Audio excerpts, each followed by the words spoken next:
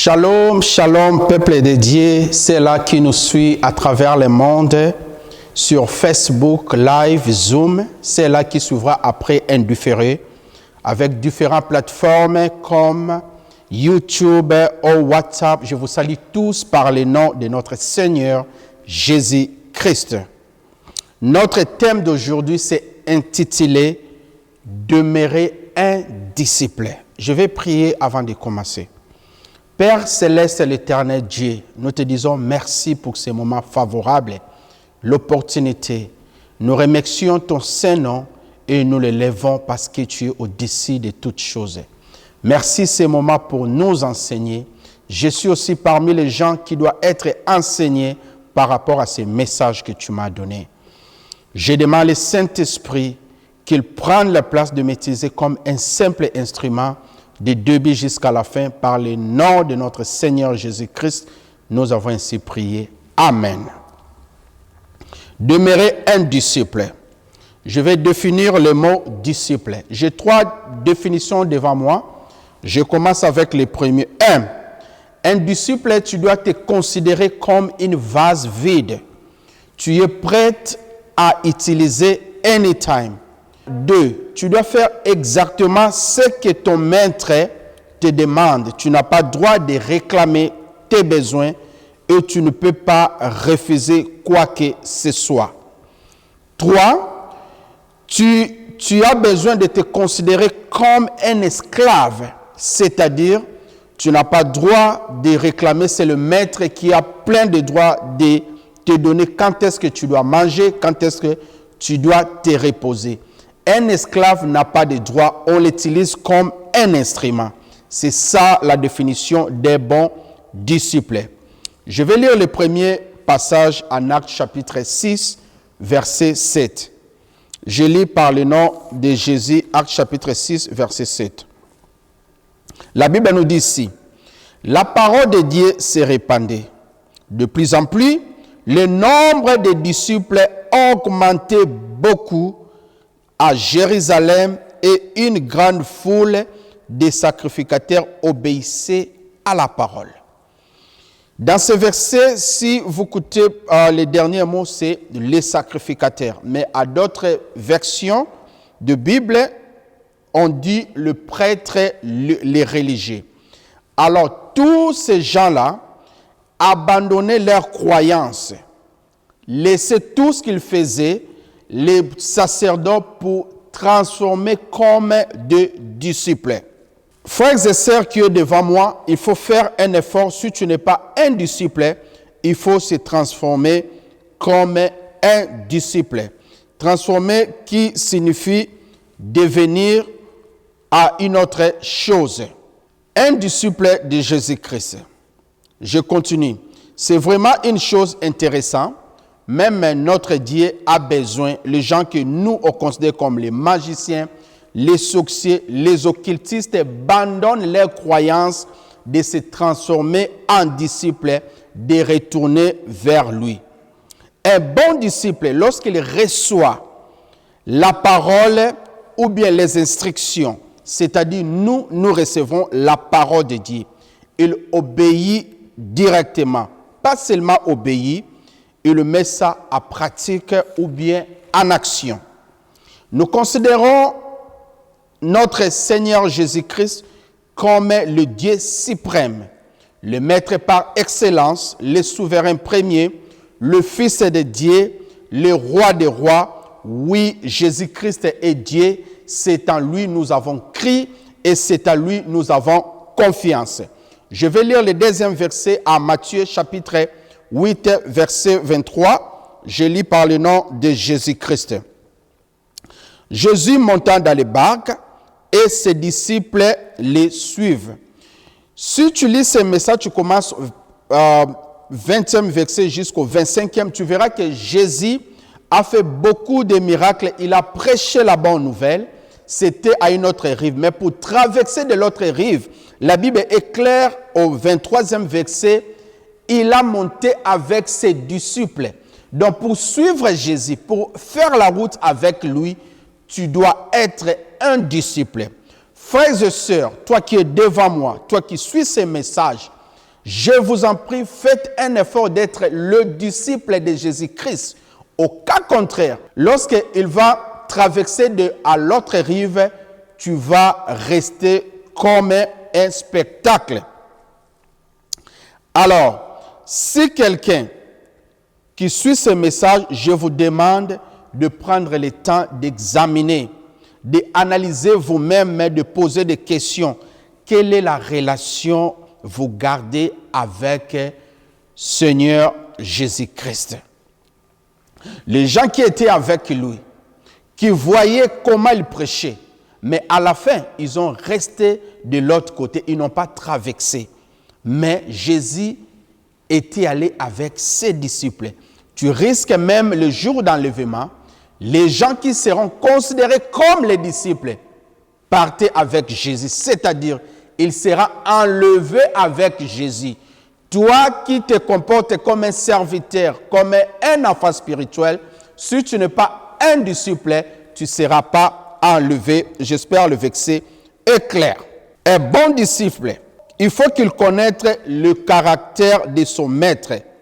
Autrement dit, le fruit du Saint-Esprit. Là, vous pouvez prendre le note de lire Galates chapitre 5, verset 2.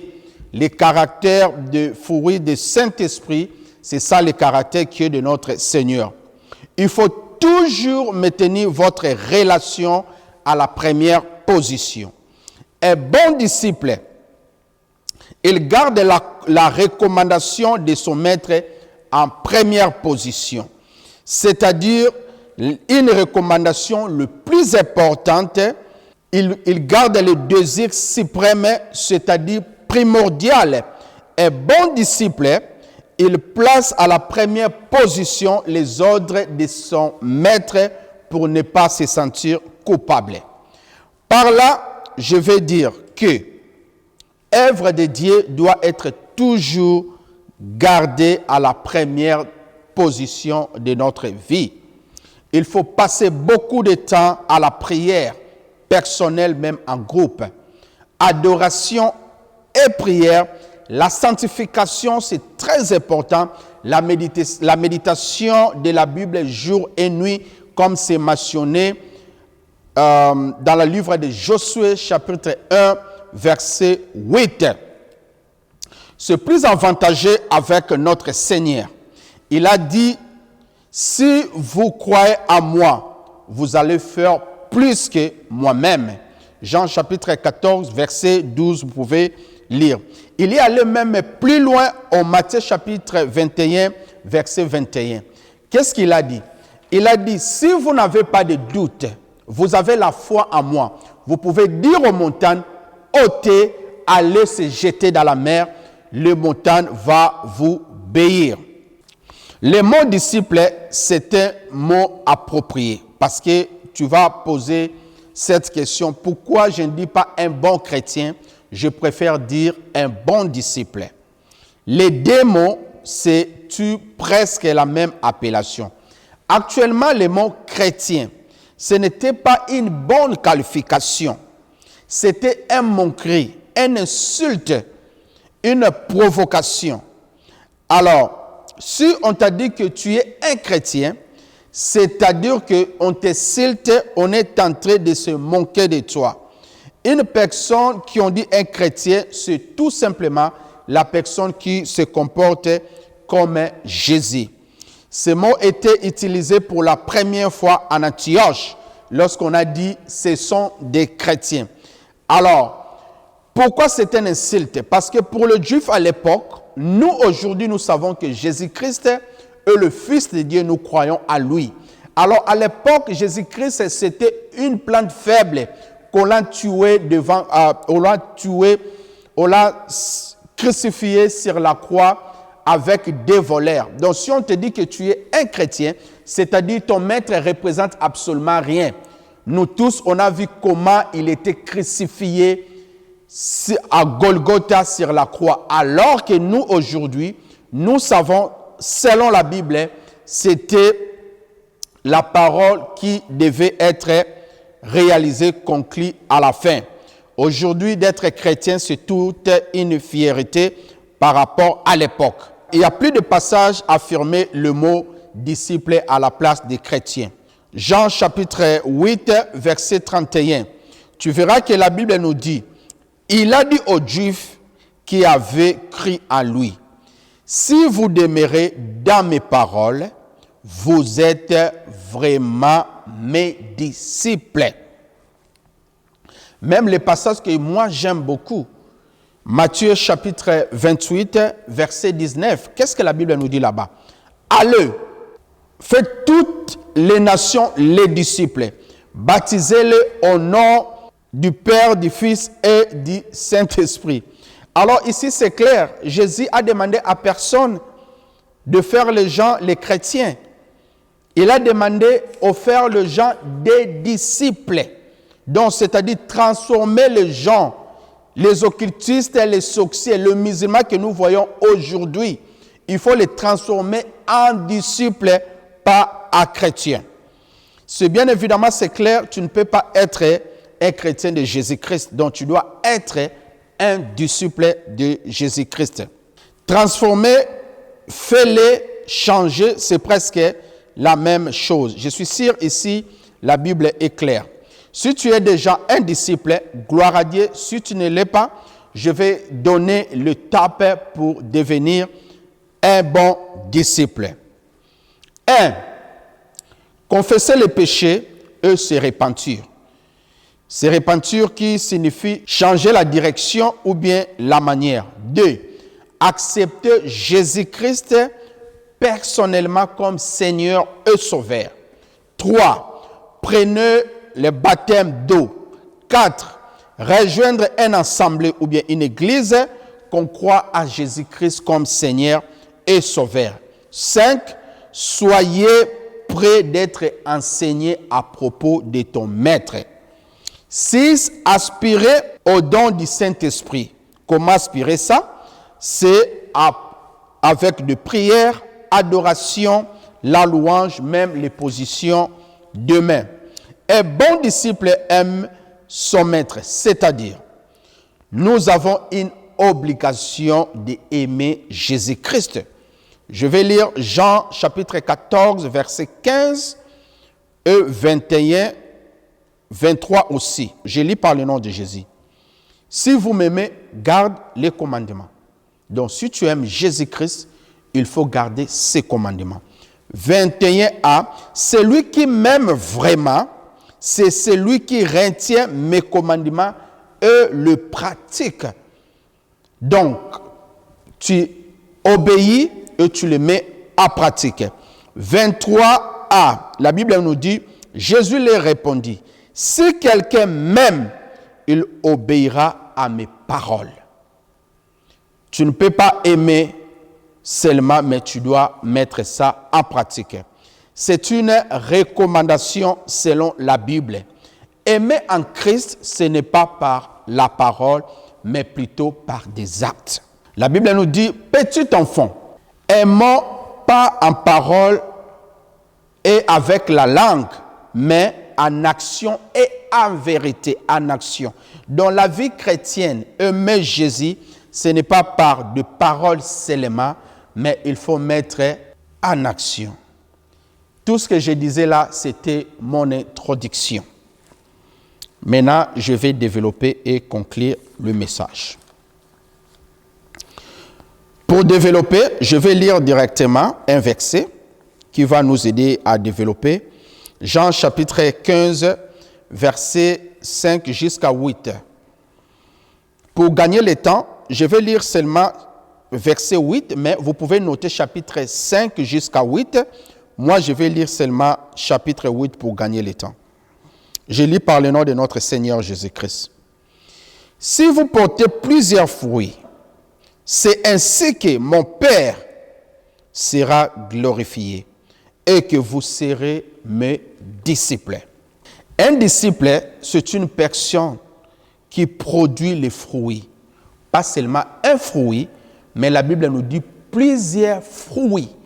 D'autres versions qui disent beaucoup de fruits, c'est presque la même chose.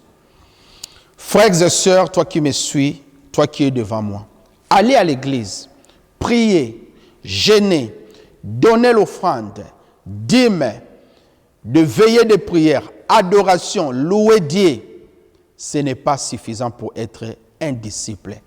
Il faut avoir des fruits pour être un disciple. Vous pouvez noter encore Galates chapitre 5, verset 2.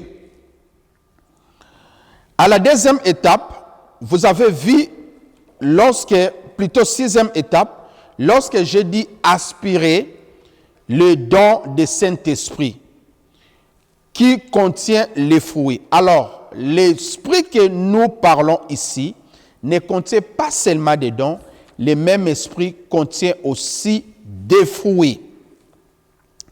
Un disciple, c'est quelqu'un qui reflète, c'est-à-dire qui présente son maître. Comme nous savons tous, notre Dieu, c'est amour. Bien évidemment, si on te demande de définir ou bien donner un caractère de Dieu en un seul mot, c'est simple à répondre, Dieu est amour. Alors, je commence avec 1 Corinthiens chapitre 13, verset 1 et le verset 2. Je lis ça au même moment pour gagner le temps. Quand je parlerai la langue des hommes et des anges, s'il n'est pas la charité, je suis un airain qui résonne ou une cymbale qui retentit. Chapitre 2. Et quand j'aurai le don de prophétie, la science, tous les ministères et toute la connaissance, quand j'aurai même toute la foi jusqu'à transformer les montagnes, si je n'ai pas la charité, je suis rien. Bien-aimé, si tu n'as pas la charité c'est l'amour, tu es vide, tu es rien. On te considère à rien. Notre Dieu, son caractère, c'est l'amour. Comme ici, la Bible utilise le mot charité. Si tu ne présentes pas tout ça, tout ce qu'on a dit, tout ce que j'ai expliqué, tout ce que tu peux prendre en considération, tu es vide. C'est pour cela que je vous invite, comme on n'a pas le temps ici, de lire 1 Corinthiens chapitre 13, premier verset jusqu'à la fin pour bien comprendre. Alors, je vais lire le verset 11 parmi les versets que j'ai sélectionnés. Je lis par le nom de Jésus. Lorsque j'étais enfant, je parlais comme un enfant. Je pensais comme un enfant. J'ai raisonné comme un enfant. Lorsque je suis devenu un homme, c'est-à-dire il y a une transformation. Devenir un homme, j'ai fait disparaître tout ce qui était enfant. Je vais expliquer ici rapidement dans ce verset. L'apôtre Paul allait dire, lorsque tu étais païen, tu te comportais comme un païen. Tu disais comme un païen. Tu faisais les choses comme un païen. Mais aujourd'hui, tu es un bon disciple. Tu dois changer tout complètement. Tout ce qui était noir, tu dois changer ça à la couleur blanche.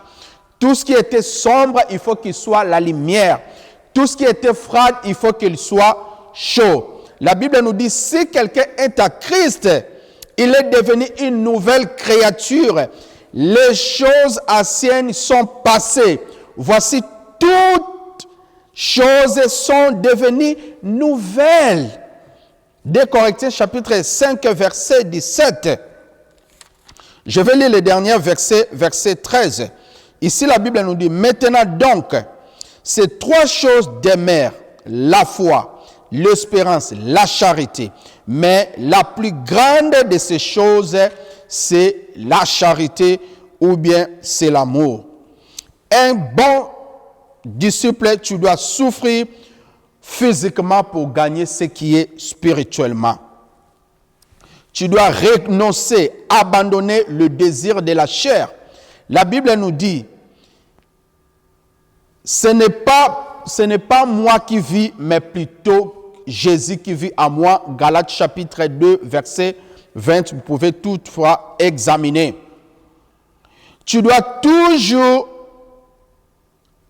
connaître ce que ton maître te demande. Alors, tu dois te laisser devant ses mains. quelle est la différence entre un chrétien ou bien un disciple? Bien sûr, j'ai dit ça avant, c'est presque même appellation. Notre Seigneur Jésus-Christ utilisait ces mots juste pour les gens qui les suivaient. Alors, la Bible nous dit à Luc chapitre 14, verset 26 jusqu'à 27, Jésus-Christ a insisté, si tu veux les suivre plutôt, il faut abandonner tout. Si tu lis toi-même 26-27, moi je ne vais pas lire pour gagner le temps, tu verras que qu'est-ce que tu dois abandonner pour être un disciple. Frères et sœurs, tu seras choqué. Il y allait même plus loin au 27e verset, toujours Luc 14, il a dit, tu dois renoncer ton propre corps. Donc, c'est-à-dire, tu dois détester ton propre corps pour être un bon disciple. Le mot chrétien qui a commencé Antioche pour déterminer la conduite des disciples. Alors, j'ai essayé d'interroger certains gens. Quelle est la différence? Non, qu'est-ce qui entend parler avec le mot chrétien? J'ai eu beaucoup de réponses, mais je vais citer juste deux ici. Vous pouvez faire la même chose, interroger les gens. Qu'est-ce que signifie un chrétien? Vous aurez vraiment de réponses, vous serez même choqués. J'ai écrit 7, mais je vais sélectionner deux ici. Une personne qui m'a dit, un chrétien, non, un chrétien c'est simple. C'est juste de croire en Jésus-Christ. Je lui ai dit, oh oui, tu as raison, mais n'a croire en Jésus-Christ. Que diras-tu aussi pour les témoins de Jéhovah ou bien les branhamistes? Ils sont aussi des chrétiens. Oh non, ils ne sont pas des chrétiens. J'ai dit, oh, ils sont des chrétiens parce qu'ils croient en Jésus-Christ. Un témoin de Jéhovah ne peut pas prier sans même dire le nom de Jésus-Christ. Il dit toujours, je demande par le nom de Jésus. La personne a dit qu'ils ne sont pas des chrétiens alors qu'ils sont des chrétiens.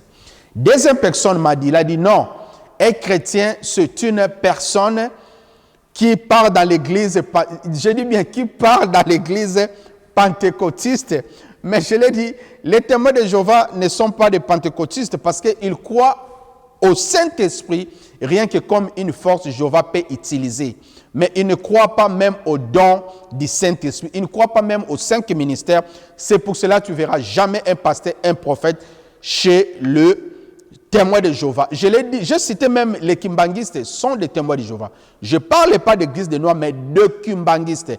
Parce que si tu pars dans leur église, tu verras que l'église kimbanguiste de Simon Kimbangu par son envoyé spécial. Non, église kimbanguiste de Jésus-Christ par son envoyé spécial Jésus-Christ.